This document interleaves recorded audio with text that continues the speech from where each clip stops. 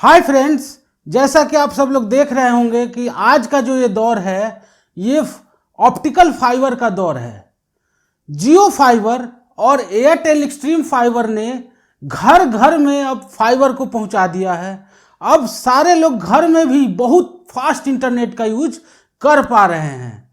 तो आप पूछेंगे कि ये जो फास्ट इंटरनेट हमें मिलता है फाइबर के थ्रू, इसके पीछे क्या कारण है? आखिर ऑप्टिकल फाइबर काम कैसे करता है, वो वर्क कैसे करता है? तो दोस्तों, अगर आप जानना चाहते हैं कि ऑप्टिकल फाइबर कैसे काम करता है, उसके पीछे का फिजिक्स क्या है, तो इस वीडियो को आप पूरा देखिए और सारी बातों को अच्छे तरीके से समझिए। उसके लिए चलना होगा हम लोगों को व्हाइट बोर्ड पे, और वहां पे सारे चीजों को हम लोग अच्छे तरीके से समझेंगे। तो चलिए दोस्तों, चलते हैं व्हाइट बोर्ड पे और समझते हैं ऑप्टिकल फाइबर काम कैसे करता है। तो चलिए दोस्तों, देख लेते हैं कि ऑप्टिकल फाइबर काम कैसे करता है। उसके लिए मैंने यहाँ पहले से ही एक डायग्राम बना दिया है जो कि एक ऑप्टिकल फाइबर को डिपिक्ट कर रहा है। यहाँ आप गौर फरमाइएगा कि ये जो फाइबर का मैंने डायग्राम बनाया है ये आपको बहुत बड़ा दिख रहा होगा, बहुत बिगर दिख रहा होगा, लेकिन वास्तव में जो फाइबर होता है वो एक रेशा टाइप होता है। मतलब एक बाल देख रहे हैं ना, तोड़ के बाल के बराबर होता है, इतना पतला फाइबर होता है। और उस फाइबर के थ्रू ही जो लाइट रे है वो पास करता है, और उस लाइट रे के साथ हमारा जो डेटा है, सिग्नल है, वो पास करता है। तो यहाँ पे सब चीज़ सही में समझ में आ जाए, आसानी से समझ में आ जाए, इसलिए मैंने ये जो फाइबर का डायग्राम बनाया है इतना बड़ा बनाया है। ठीक है, तो दोस्तों यहाँ पे सबसे जरूरी बात ये समझना हो जाता है कि लाइट रे जो है वो ऑप्टिकल फाइबर में कैसे प्रोपोगेट करके बहुत ही दूरी तक जाता है और बहुत ही हाई स्पीड डेटा हम लोगों को दे पाता है। तो इसमें हम लोग क्या करते हैं कि लाइट रे को इस तरीके से इंसिडेंट कराते हैं ताकि वो जो लाइट रे है वो फाइबर को पेनेट्रेट ना करे, फाइबर में ही वो रिफ्लेक्ट करके आगे की तरफ बढ़ता चला जाए, सरफेस से टकराए, रिफ्लेक्ट हो जाए, फिर सरफेस से टकराए, फिर रिफ्लेक्ट हो जाए। मतलब टोटल इंटरनल रिफ्लेक्शन अकर करे इस फाइबर के अंदर।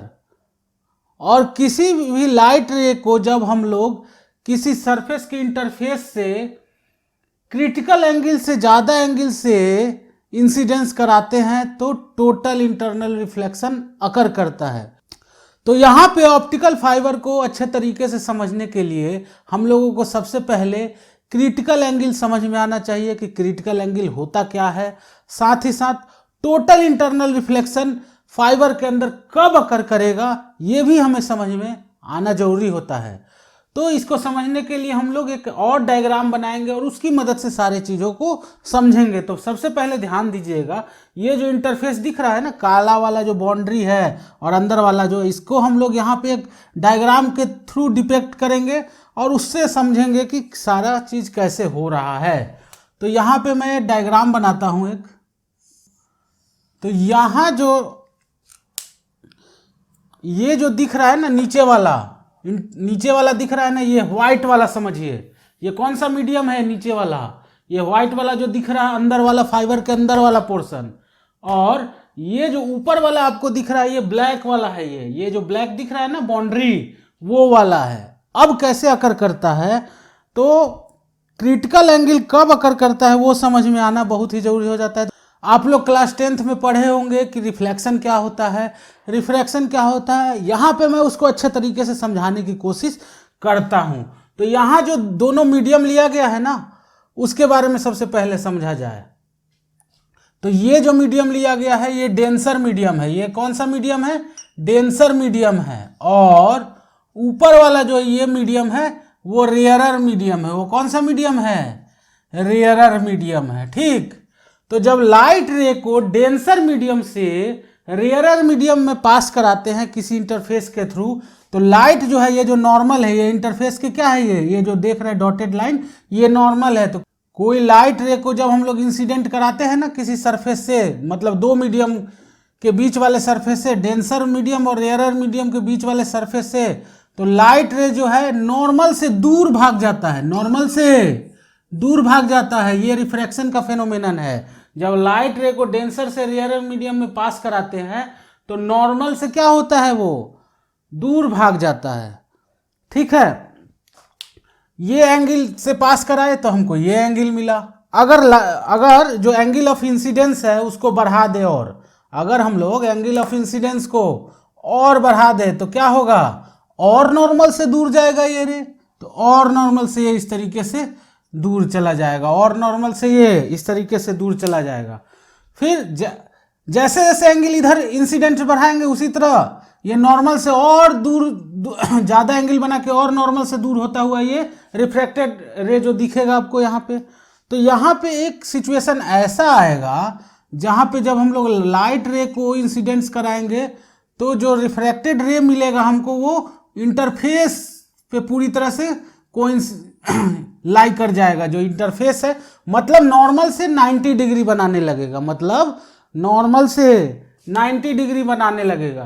तो जिस एंगल से लाइट रे को इंसिडेंट करने पे जब रिफ्रैक्टेड रे नॉर्मल से 90 डिग्री एंगल बनाता है उसी एंगल को हम लोग क्या बोलते हैं, क्रिटिकल एंगल।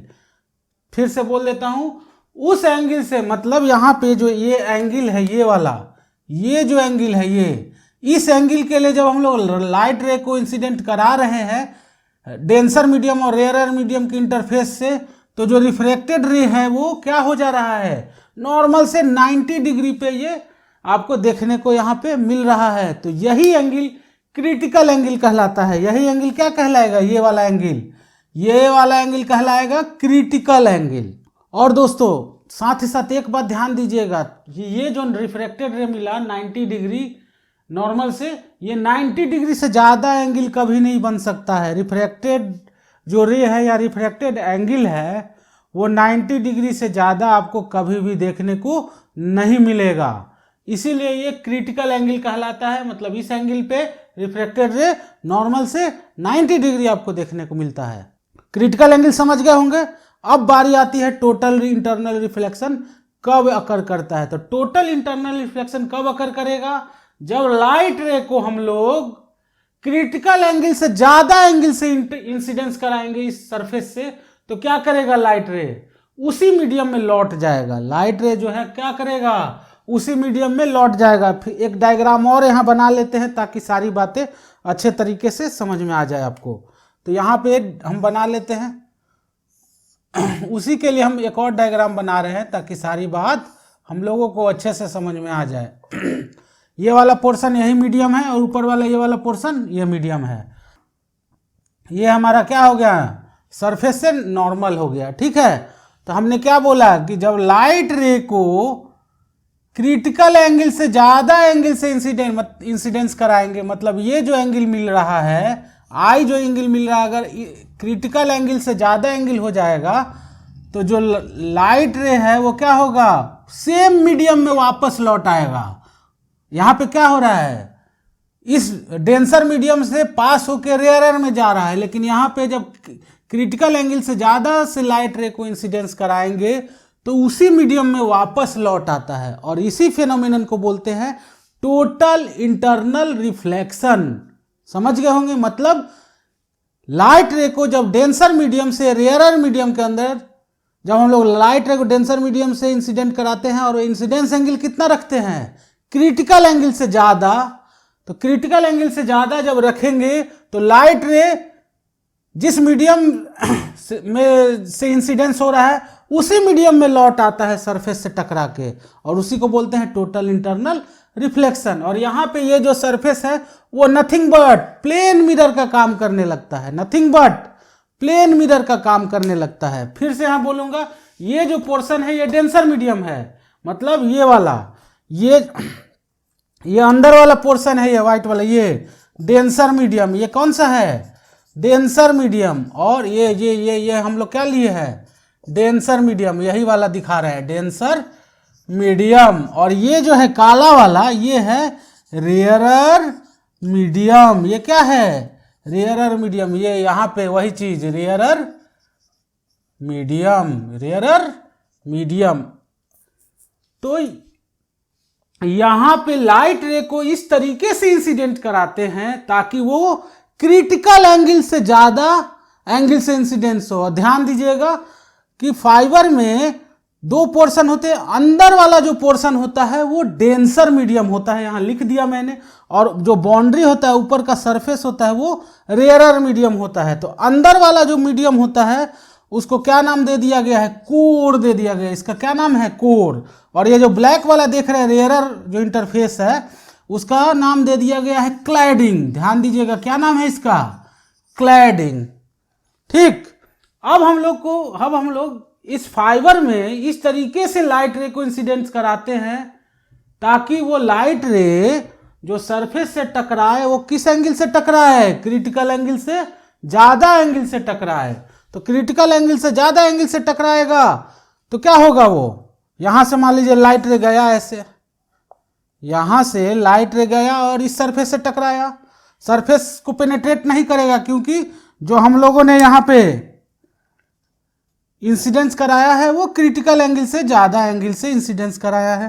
ठीक है, तो यहां से ये टोटली रिफ्लेक्ट करके उसी मीडियम में वापस लौट जाएगा, फिर ये यहाँ पे इस तरीके से फिर उसी मीडियम में वापस लौट जाएगा, फिर उसी मीडियम में वापस लौट जाएगा, फिर उसी मीडियम में टकरा टकरा के वापस लौट जाएगा। यहाँ पे आपको दिख रहा होगा, फिर इस तरीके से ये आगे बढ़ता चला जाएगा। तो जो फाइबर ऑप्टिक्स है उसमें ये क्या है, लाइट है। फाइबर ऑप्टिक्स में जो लाइट जो प्रोपोगेट होता है वो इसी तरीके से होता चला जाता है, समझ गए होंगे। और एक बात ध्यान दीजिएगा कि ये जो टोटल इंटरनल रिफ्लेक्शन का जो फिनोमिनन कहाँ आकर करता है, जब लाइट रे को हम लोग डेंसर मीडियम से रेयरर मीडियम में इंसिडेंस कराते हैं तभी ये संभव हो पाएगा। यानी कि यहाँ पे कोर जो है वो डेंसर मीडियम है और जो क्लैडिंग जो है वो रेयरर मीडियम है। तो आपके घर में जो फाइबर केबल आता है ना वो इसी फिनोमिनन पे काम करता है। इसी तरीके से लाइट रे के थ्रू डेटा जो है हम लोगों के घर में आता है, या जो हमारा पूरा कम्युनिकेशन का बैकबोन है अभी, चाहे वो मोबाइल इंटरनेट हो जाए, चाहे ब्रॉडबैंड घर का इंटरनेट हो जाए, जो फाइबर अगर कनेक्शन लिए होंगे तो वो किस तरीके से काम करता है, इसी तरीके से काम करता है। लाइट रे के साथ हम लोग डाटा को बैठा देते हैं, लाइट रे को घोड़ा मानिए और उसी पे डेटा बैठ के टप टप टप टप टप बहुत तेजी के साथ आपके घर में चला आता है और आप बहुत मजे से बहुत फास्ट इंटरनेट का यूज कर पाते हैं।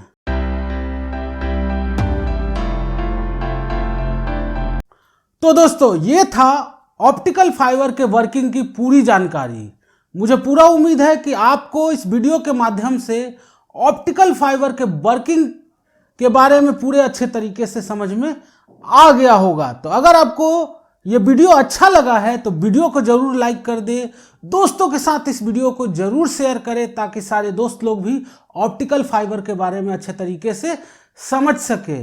और अगर आपके मन में कुछ सुझाव है, कुछ कहना चाहते हैं इस वीडियो से रिलेटेड, इस चैनल से रिलेटेड, तो नीचे कमेंट बॉक्स में बेझिझक लिख डालें। और जाने से पहले याद दिलाना चाहूँगा कि अगर आप इस चैनल पे नए हैं तो इस चैनल को जरूर सब्सक्राइब कर लें और साथ ही साथ बेल आइकन को प्रेस करना बिल्कुल ही ना भूलें ताकि आपको इस तरह के वीडियोज लगातार बेसिस में देखने को मिलता रहे। तो दोस्तों अब इस वीडियो में इतना ही, मिलते हैं इस तरह के और अच्छे वीडियोज के साथ। तब तक के लिए बाय बाय।